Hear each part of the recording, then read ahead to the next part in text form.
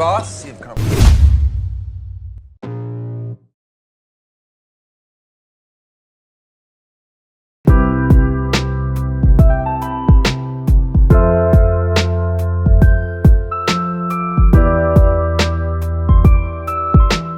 Halo semuanya, kembali lagi di Story Movie. Pada video kali ini, Om Dudung akan menceritakan film yang berjudul The Proposal. Film ini berkisah tentang kepala editor perusahaan penerbit buku yang tidak disukai semua karyawannya, termasuk asistennya tidak menyukainya. Setelah mengetahui bahwa ia akan dideportasi ke Kanada, ia memaksa asistennya menikahinya. Ketika pemerintah menginvestigasi, diberitahu akibat dari pernikahan pura-pura. Asistennya pun akhirnya menerima, dengan syarat bahwa ia diangkat menjadi editor dan skripnya dipublikasikan. Karena Om Dudung mau ketemu Donald Trump di Amerika, maka langsung saja kita ke alur ceritanya. Suatu pagi terlihat ada seorang pria bernama Andrew sedang buru-buru berangkat kerja. Dia berusaha secepat mungkin sampai kantor duluan sebelum bosnya datang. Sementara di apartemen bos Andrew bernama Margaret atau biasa dipanggil Maggie sedang bersiap-siap berangkat. Maggie ini adalah kepala editor di suatu perusahaan penerbit buku kota Boston, Amerika Serikat. Di kantor, seluruh karyawan sangat takut pada Maggie karena sifatnya yang galak dan perfeksionis. Mereka semua diam-diam menyebutnya nenek sihir.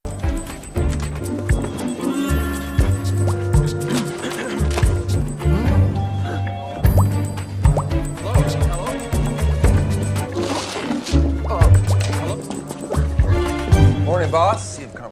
Andrew kemudian menemani Maggie ke ruangan seorang marketing kantor bernama Bob. Tanpa basa-basi, Maggie langsung memecat Bob. Cuman gara-gara satu masalah kecil yang sebenarnya bisa diselesaikan kurang dari 30 menit. Yaitu, dia lupa menelpon salah satu penulis buku untuk tampil di acara TV bulan depan. Padahal, tinggal diingetin aja Bob bisa nelpon si penulis. Dan masalah selesai. Tapi bos galak itu lebih milih memecat Bob. Waktu kembali ke ruangannya, Maggie menyuruh Andrew lembur hari Minggu untuk menyelesaikan sisa pekerjaan Bob yang belum selesai. Andrew di situ keberatan karena hari Minggu dia sudah ada rencana mau pulang kampung ke rumah orang tuanya di Alaska untuk merayakan ulang tahun ke-90 neneknya. Tapi Maggie tidak peduli jika hari Minggu nggak datang, maka dia nggak akan segan-segan memecat Andrew juga. Mendengar ancaman barusan, Andrew cuma bisa istighfar. Siangnya Maggie dipanggil ke ruangan atasan. Atasan memberitahu bahwa perpanjangan visa Maggie di Amerika ditolak. Jadi Maggie ini adalah imigran dari Kanada. Kebetulan tahun ini visanya habis dan sedang dalam proses perpanjangan.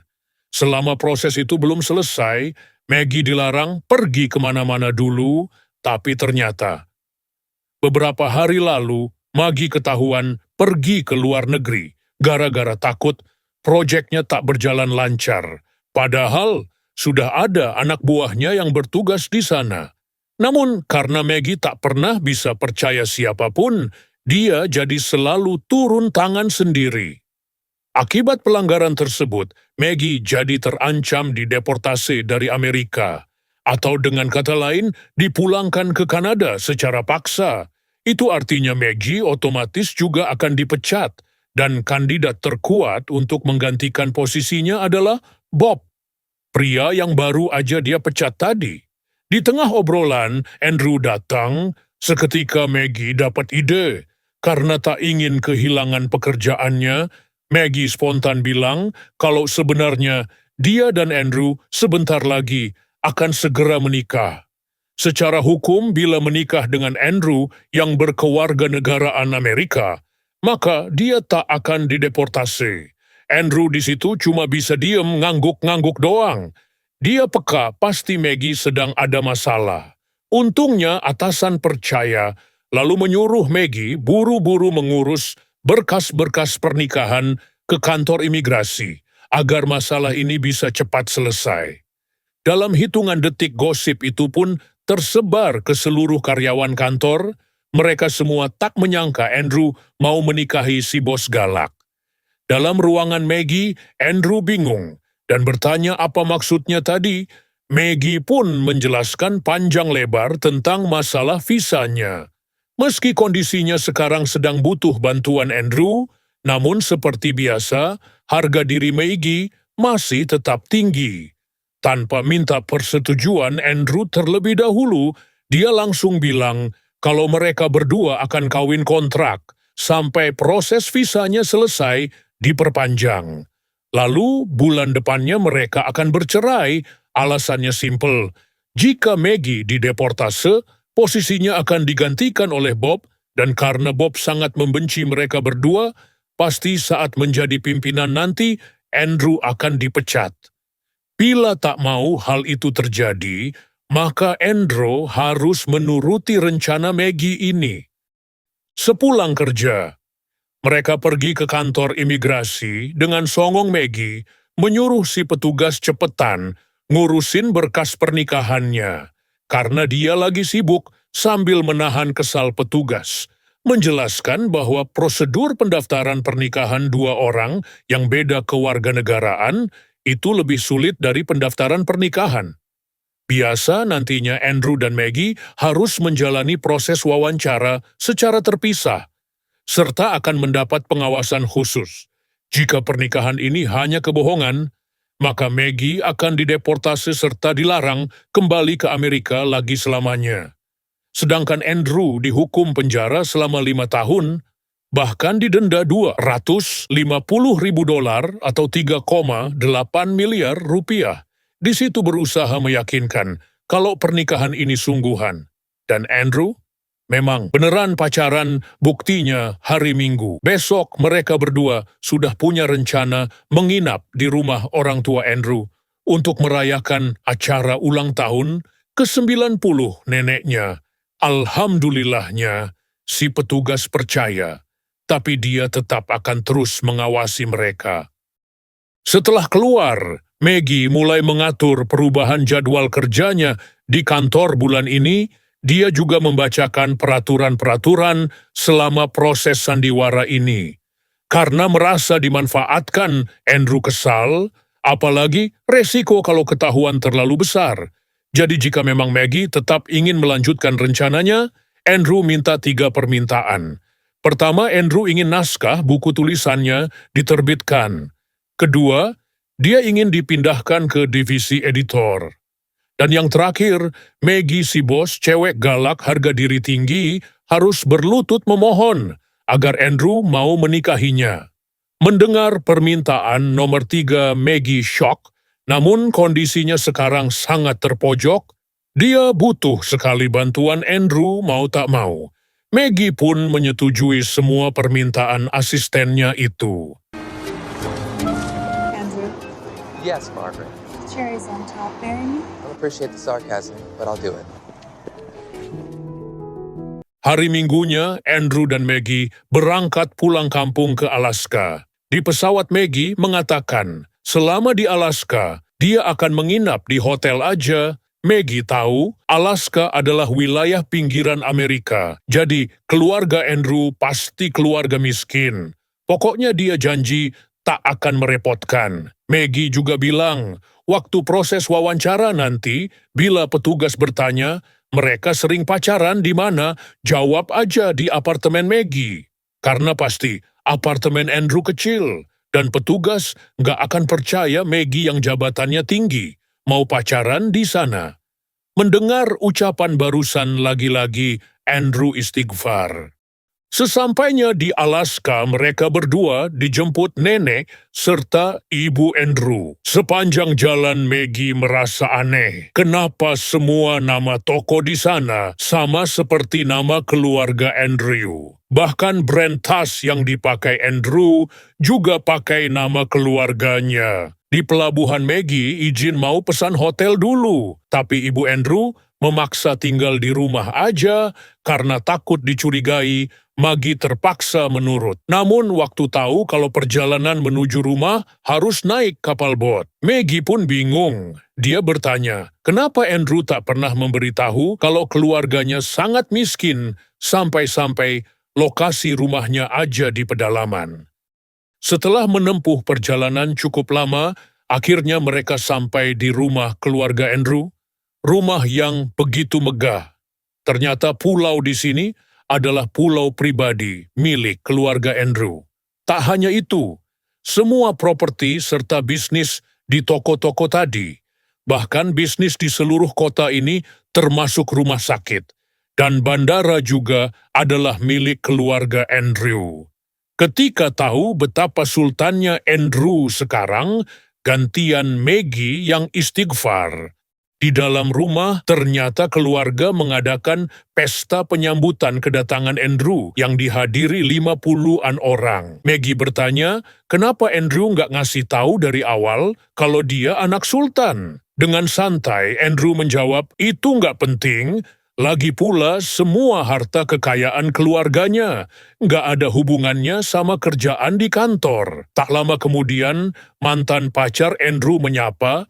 Andrew pun memperkenalkannya pada Maggie. Sang ibu lalu memanggil dan meminta putranya itu cerita gimana waktu dia ngelamar Maggie. Karena nggak pernah diskusi soal ini, mereka pun ngarang bebas. Tapi gara-gara nggak sinkron tuh, bocah berdua jadi debat. Saling menyindir sifat jelek satu sama lain. Selesai cerita orang-orang yang bahagia.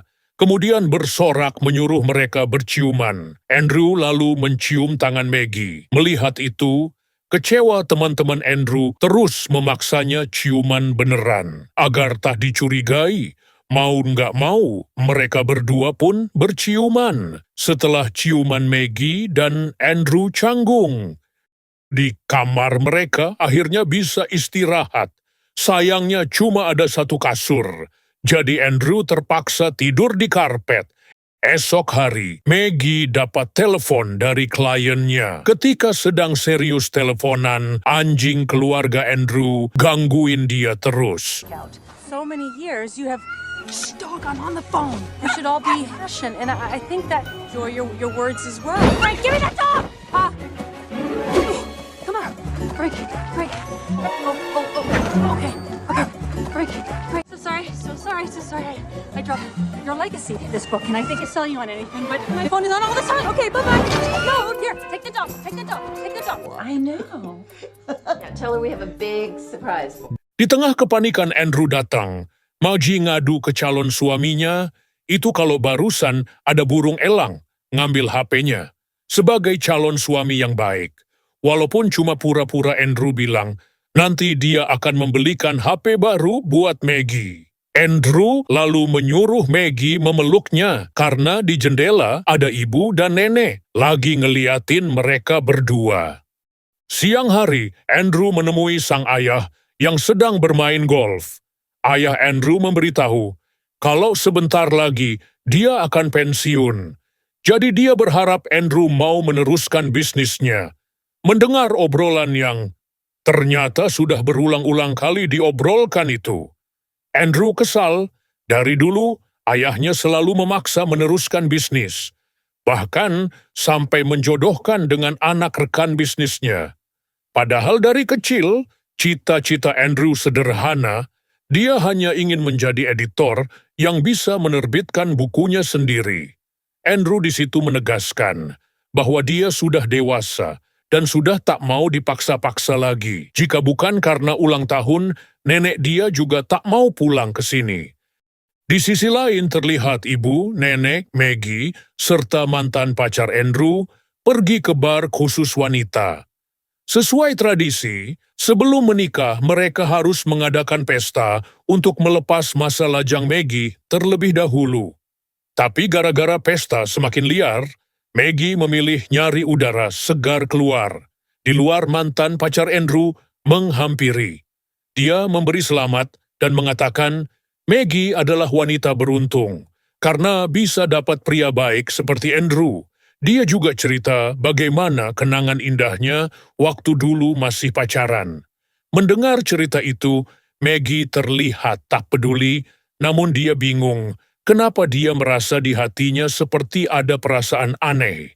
Hatinya terasa sedikit cemburu. Ketika pulang, mereka melihat Andrew sedang melampiaskan amarahnya dengan mengkampakkan kayu sambil mendengarkan musik. Sang ibu yang tahu setiap kali anaknya begitu, pasti dia habis berantem sama ayahnya. Ia pun langsung memarahi suaminya. Dari dulu, pertengkaran ayah anak tersebut tak pernah berubah. Kenapa suaminya selalu egois, memaksa Andrew mengurus bisnis keluarga? Padahal dia selalu menolak.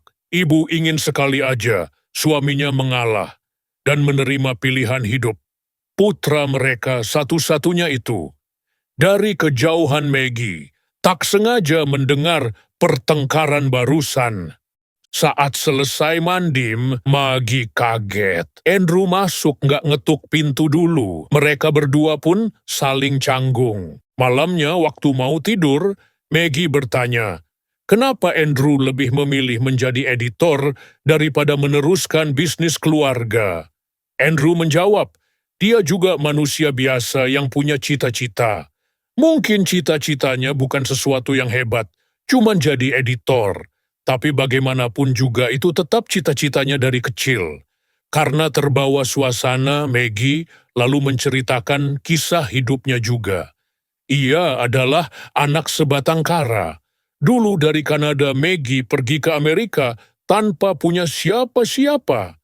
Ia bertahan hidup dan berjuang sendirian, hingga akhirnya bisa bekerja di perusahaan besar, bahkan sampai punya jabatan tinggi seperti sekarang. Mungkin karena kerasnya kehidupan di masa lalu, itulah perlahan-lahan sifatnya berubah jadi menyebalkan. Mendengar cerita Maggie, pandangan Andrew mulai berubah. Dia mulai mengerti sebenarnya bos galaknya itu sama seperti wanita-wanita lain. Maggie sebenarnya adalah wanita rapuh yang butuh kasih sayang. Namun semua kelemahan dalam dirinya dia coba tutupi dengan sifat galaknya.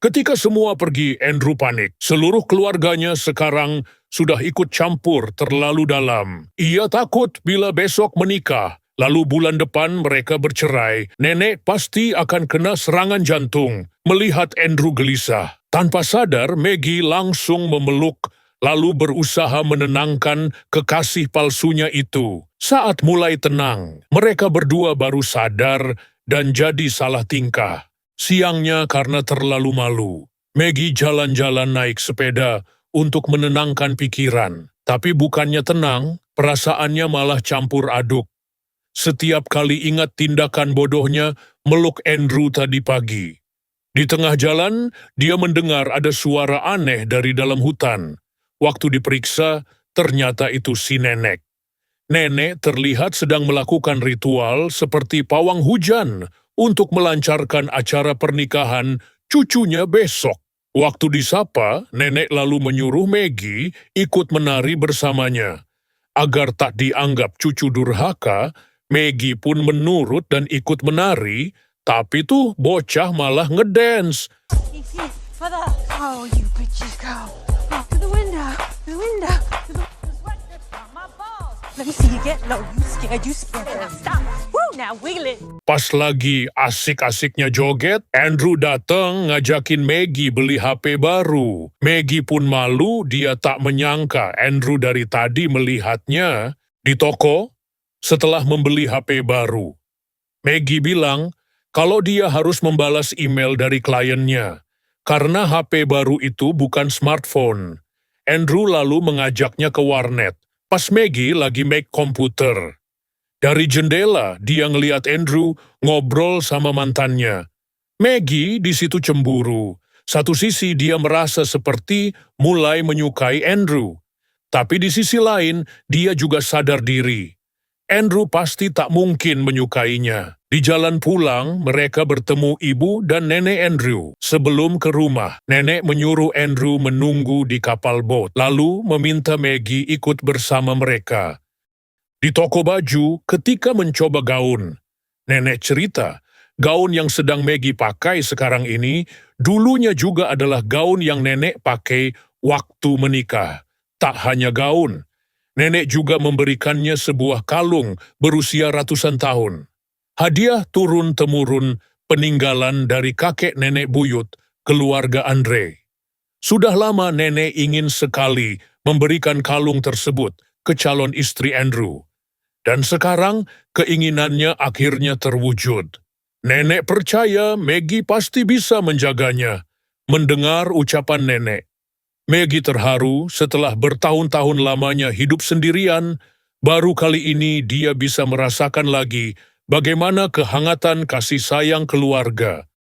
Ketika jalan pulang, tiba-tiba Maggie mengambil alih kemudi kapal bot, lalu menyetir dengan kecepatan penuh. Maggie bilang pada Andrew, kalau dia tak bisa meneruskan sandiwara ini lagi, ia tak tega harus membohongi keluarga Andrew yang selama ini sudah sangat baik. Andrew di situ panik, sambil terus berusaha menenangkan Maggie. Oh my God, your mother fell down!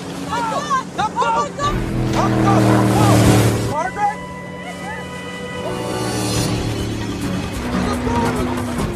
Okay. Come on, give me that. Beruntung Maggie selamat, Andrew terlihat sangat khawatir, seakan tak ingin kehilangan Maggie. Sesampainya di rumah, ayah Andrew mengajak mereka berdua bicara ke gudang. Ternyata di sana ada petugas imigrasi menunggu. Petugas mengatakan dia dan ayah Andrew sudah tahu kalau hubungan mereka berdua ini settingan, hanya demi memuluskan proses visa Maggie aja. Petugas mengancam lebih baik Andre jujur daripada di penjara. Mendengar ancaman tersebut, bukannya takut, Andrew malah muak. Ia bertanya, kenapa ayahnya selalu ikut campur masalah pribadinya, bahkan sampai mengadu ke petugas imigrasi. Andrew tahu ayahnya melakukan semua ini pasti agar Andrew berhenti bekerja sebagai editor lalu meneruskan bisnis keluarga. Dengan tegas, Andrew berkata, dia sangat mencintai Maggie. Apapun yang terjadi, dia tetap akan menikah dan bersumpah akan membuat Maggie menjadi wanita paling bahagia di dunia ini. Mendengar ketegasan anaknya, ayah Andrew pun terdiam. Malam hari menjelang hari pernikahan besok, Andrew dan Maggie harus tidur terpisah. Semalaman, Andrew tak bisa tidur. Ucapannya tadi memang dia ucapkan sungguh-sungguh, tapi dia tak yakin apakah Maggie juga menyukainya. Di kamar Maggie juga tak bisa tidur. Ia tersentuh dengan ucapan Andrew tadi, tapi tahu Andrew tak mungkin sungguh-sungguh mencintainya. Selain itu, Maggie juga merasa bersalah. Ia tahu selama di sini, dia hanya membuat masalah untuk Andrew dan keluarganya. Keesokan harinya, hari yang dinanti-nantikan pun tiba. Seluruh keluarga besar terlihat begitu bahagia. Petugas imigrasi ikut hadir di sana. Awalnya semua berjalan lancar. Namun saat ingin mengucap janji suci, tiba-tiba Maggie berhenti. Di hadapan keluarga besar Andrew, Maggie mengakui sandiwara pernikahan mereka berdua. Semenjak Maggie masuk ke dalam keluarga ini, dia merasakan begitu banyak kebaikan dan kehangatan yang tak pernah dia rasakan sebelumnya. Demi melindungi Andrew, Maggie mengaku pada petugas imigrasi, kalau dialah yang merencanakan pernikahan ini. Andrew hanya korban karena diancam dipecat jika menolak. Setelah membongkar semuanya, Maggie langsung pergi dari sana. Andrew pun berusaha menenangkan kekacauan sambil terus memikirkan Maggie. Waktu mencoba mengejar, sayangnya di kamar dia hanya menemukan baju pernikahan, naskah buku tulisan Andrew, dan selembar surat perpisahan. Di surat, Maggie meminta maaf. Sebenarnya naskah buku tulisan Andrew itu sangat bagus, tapi dari dulu dia sengaja tak pernah mau menerbitkannya, karena takut kehilangan asisten hebat seperti Andrew. Sebelum kembali ke Kanada nanti, Maggie janji akan menerbitkan buku tersebut. Saat mantan Andrew datang, dia bertanya, kenapa hanya diam aja? Jika memang cinta, Andrew harus mengejar cintanya. Mendengar kalimat barusan, Andrew bergegas lari. Sementara di kapal bot, petugas mengantarkan Maggie pulang. Petugas bahkan memberi Maggie waktu sampai besok untuk mengemasi barang-barang dan keluar dari Amerika.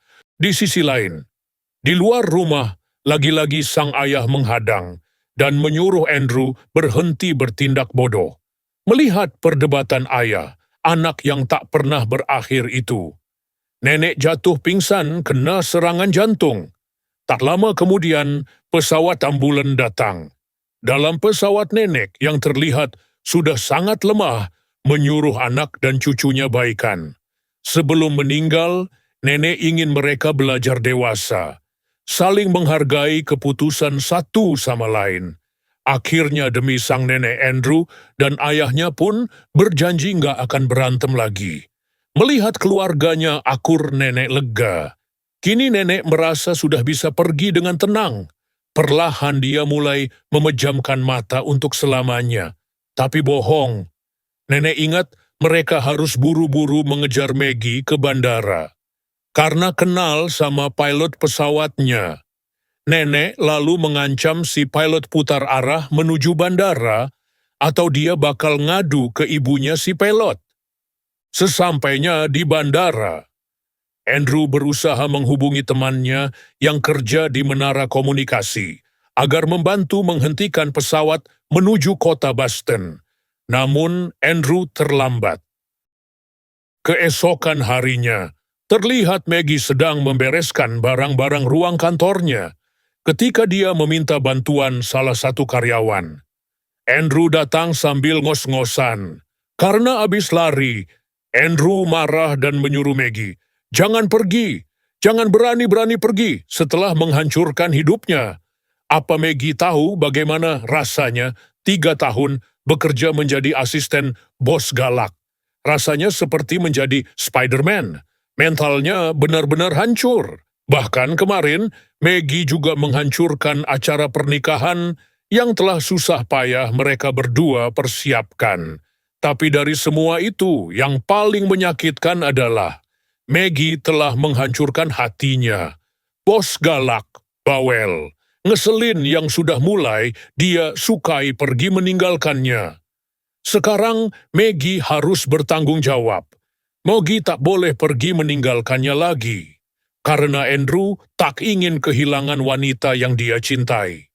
Andrew lalu mengungkapkan cintanya dan memberanikan diri melamar bos galaknya itu. Saat tahu pria yang dia cintai ternyata juga mencintainya. Maggie terharu dengan bahagia. Ia pun menerima lamaran Andrew.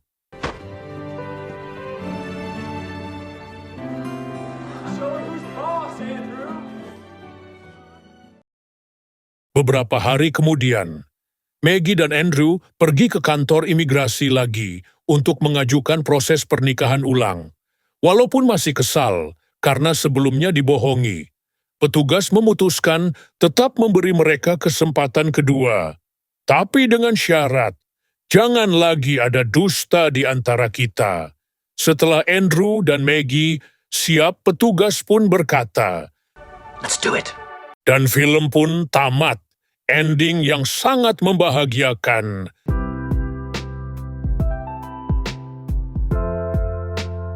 Bagaimana alur cerita film ini, sudah ada yang termotivasi buat nikah sama orang yang kalian gak suka. Memang kadang cinta itu bisa tumbuh seiring berjalannya waktu. Jadi kalau kalian deket sama orang, terus gak cinta. Coba dulu dijalanin. Biasanya bisa jadi, dari benci jadi cinta, anjay kelas juga Om Dudung ini. Sekian cerita film ini, silahkan request di kolom komentar, mau alur cerita film apa lagi. Sampai jumpa di video selanjutnya. Jangan lupa subscribe Cok.